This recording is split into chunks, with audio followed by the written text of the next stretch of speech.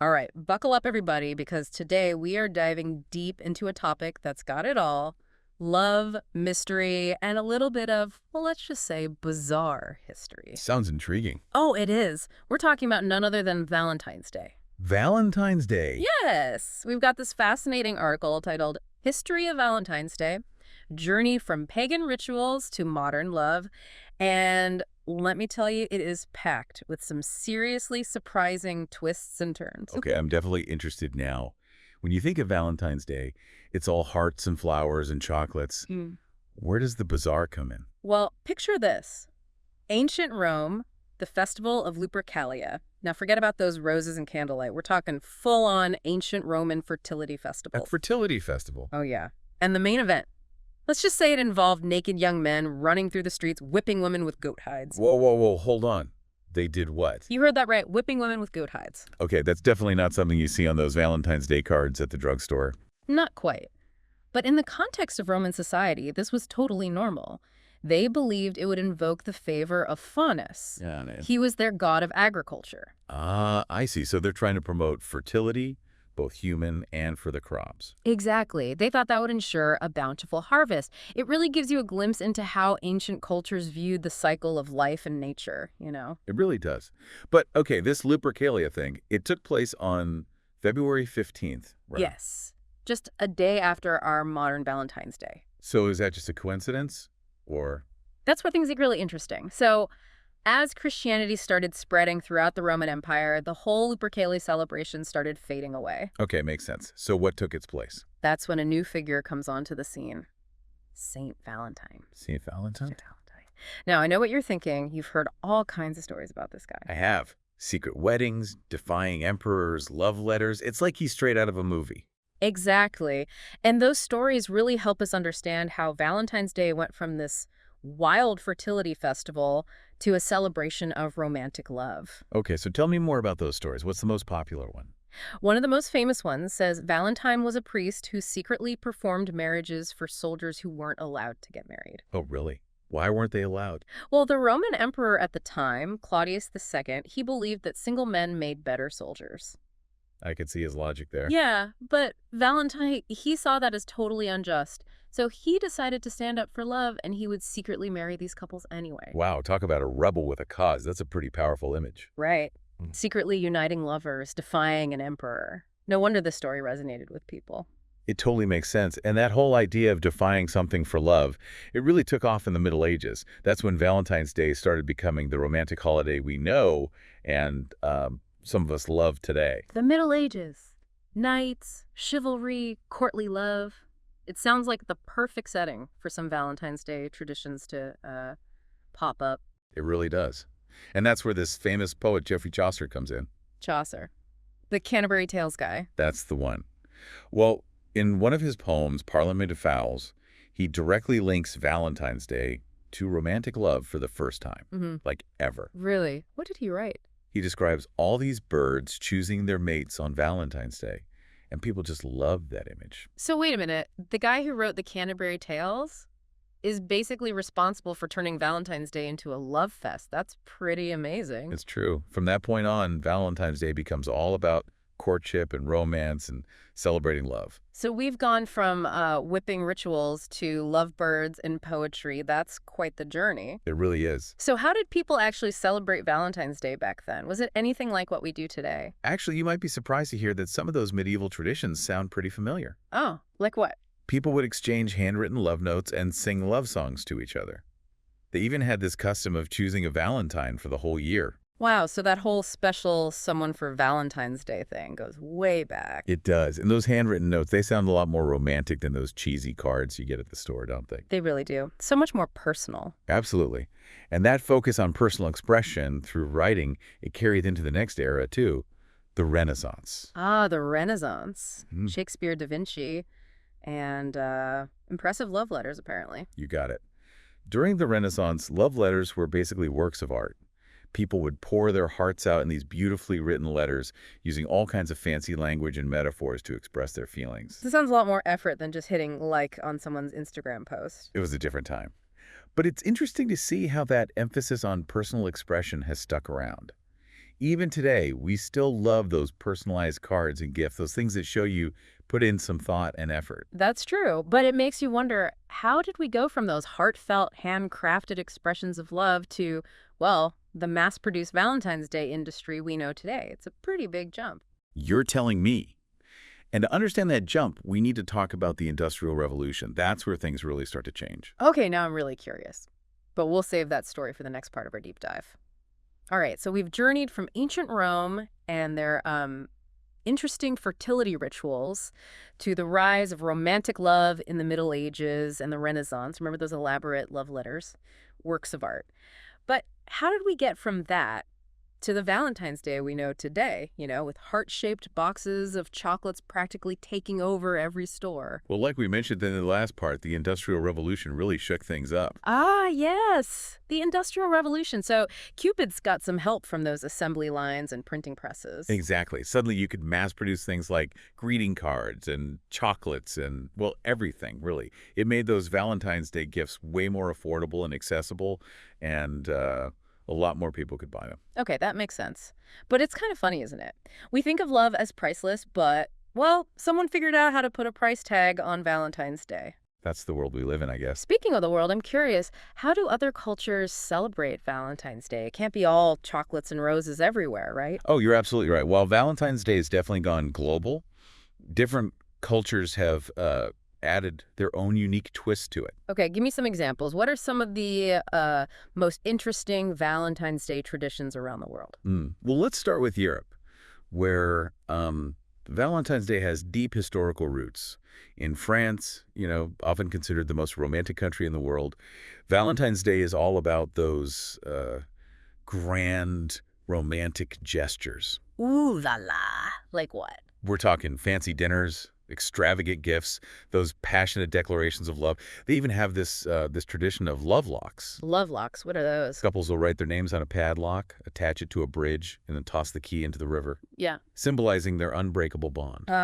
That's pretty romantic, although I'd be a little worried about losing that key. What about other countries in Europe? In Italy, home of Romeo and Juliet, they have this charming tradition. In Verona, the city where Shakespeare's play is set, people actually send love letters to Juliet. No way, to Juliet, like the fictional character. Yep. They get thousands of these letters every year at the Juliet Club, and volunteers actually respond to each one. They offer advice and support to anyone looking for some romantic guidance. Wow, that's amazing. It's like a real-life advice column for the lovelorn, but with a Shakespearean twist. Okay, so we've got passionate romance in France, lovelorn letters in Italy. What about Valentine's Day in the U.S.? What do we do? Here in the U.S., Valentine's Day is, well, it's very commercial. Gift giving is huge. Things like flowers, chocolates, and jewelry being the most popular. It's also a really popular day to propose. So the classic American approach, go big or go home. But I'm curious to hear about, Valentine's Day in cultures where romantic love might be expressed differently. That's a great point. How we celebrate Valentine's Day is definitely shaped by cultural norms and expectations. Take Japan, for instance. Japan. Okay, what do they do? On Valentine's Day, it's actually the women who give chocolates to the men. Whoa, really? The women give chocolates to the men? That's so different. And get this, they give two kinds of chocolate. Giri Choco is given out of obligation to colleagues and friends, and then there's Honmei Choco. Honmei Choco, what's that? That one is reserved for their romantic partners. Wow, so the women are the ones doing the gift giving. What do the guys do? Do they just sit back and enjoy the chocolate? Not exactly. A month later, they have White Day, where the men give gifts back to the women who gave them chocolate on Valentine's Day. So it's like a two-way Valentine's Day. That's so cool. Each gender gets their own day for giving gifts. It shows you just how differently cultures approach, showing affection. Totally. And what's even more interesting? South Korea takes it up a notch. They celebrate love on the 14th of every month. Every month, every month. Yep. There's Rose Day in May, Kiss Day in June, Hug Day in December. I mean, they've got a whole year of romantic celebrations. Wow. That puts our one Valentine's Day to shame. It makes ours look kind of boring, to be honest. It's true. But no matter what the culture, I think the feeling behind Valentine's Day is still the same everywhere. Showing love and appreciation for the people who are important to you. I love that. So whether it's through grand romantic gestures or small acts of kindness, Valentine's Day is all about celebrating those connections that make our lives richer. And that brings up an interesting point. How do you think all of this, the history, the traditions, the whole commercialization of it, affects how we see love and relationships today? Hmm, that's a great question. Valentine's Day is everywhere, in movies, music, advertising. It definitely sets up some expectations and can even make you feel pressure to have this, like, perfect movie-worthy romance. You're right. The way Valentine's Day is portrayed in pop culture, it can give you some pretty unrealistic expectations. Totally. We see all these grand gestures, those passionate declarations, the happily ever afters. Sometimes it makes you feel like your own relationship, well, isn't good enough.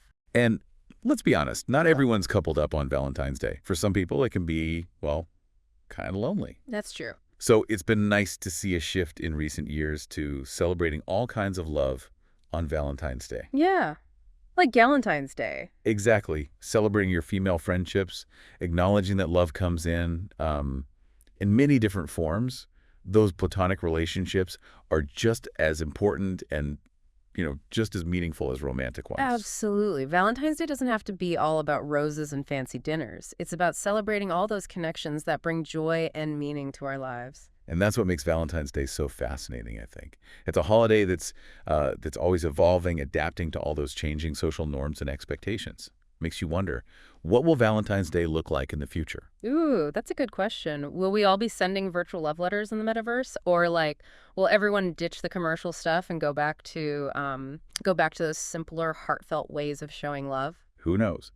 But one thing's for sure, Valentine's Day is always going to reflect how we see love and relationships. All right, so we've talked about the journey from ancient Roman fertility festivals to the worldwide Valentine's Day we know today. Love letters, chocolates, even those love locks in Paris. But there's one figure we keep coming back to, the mysterious Saint Valentine. It really is incredible when you think about it. This holiday with, roots in those pagan rituals ends up being named after this Christian saint whose life story is, well, kind of a mystery. Exactly. Was he this romantic hero who, like, stood up to an emperor to help lovers get married? Or was he more of a martyr who died for his faith? It's like a historical puzzle. A puzzle that people have been trying to figure out for centuries, actually. There are so many legends about Saint Valentine, and historians still debate which one, if any, is the real story. So what are some of the most popular theories out there about St. Valentine? Well, one of the most famous ones says that Valentine was a priest in Rome who secretly performed weddings for soldiers who weren't allowed to get married. Ah, right, right. Because of Emperor Claudius II? Yes, Emperor Claudius II.